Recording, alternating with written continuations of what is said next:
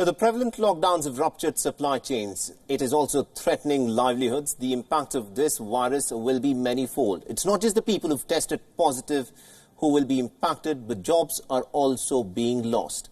The next casualty could be the food on your table, with supply chains having been hit and exports blocked. Experts fear that there could be severe food shortages in the months ahead, even a famine in some parts of the world.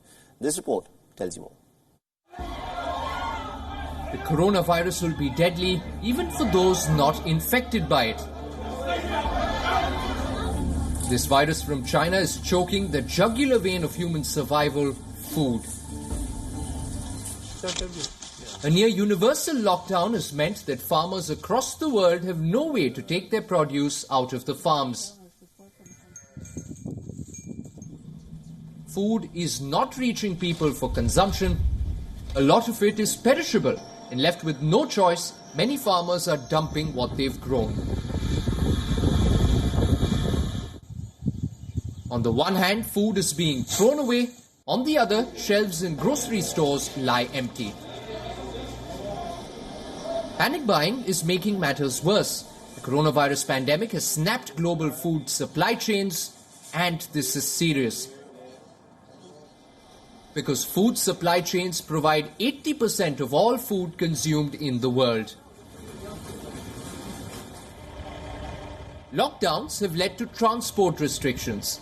Air, sea and land transport have all been hit, and that has hampered the movement of food. Air freight planes have been largely grounded, shipping containers are hard to find, ports are stuck with a huge backlog of uncleared shipments. Food trucks and lorries are in short supply, making deliveries of fresh food increasingly difficult. Shipments of vegetables from Africa to Europe and fruits from South America to the United States have all been disrupted. Last week, the World Food Programme assured that they have adequate stock of staple food supplies to deal with the current crisis. But things are going from bad to worse. Fear of food shortages has led to countries cutting back on food exports. Russia, the world's largest wheat producer, has suspended exports of processed grains like buckwheat and oat flakes. Vietnam, a major exporter of rice, has stopped exports altogether.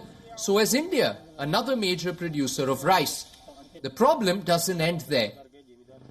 India fears crop losses on a wide scale. The lockdown has sent masses of workers home. Farms and markets don't have the labour force needed to keep the wheels turning. And staple crops like wheat face the threat of rotting on the fields. In the United States too, migrant workers comprise the bulk of farm and agricultural labour. The lockdown has meant a chronic shortage of hands. It's the same story in Europe.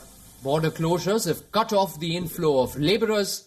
Farms doing spring planting in the UK are struggling to find workers to pick crops like strawberries and lettuce. It is not a situation that will be resolved in a hurry. Lockdowns are being extended the world over, and the long-term impact on global food supply could be devastating. The United Nations Food and Agriculture Organization has warned of a price hike. Countries that import food are rushing to stock up staple foods and pushing up prices. Experts say the number of people going hungry around the world could increase dramatically in the coming months. There are reports warning the world of a looming famine. Bureau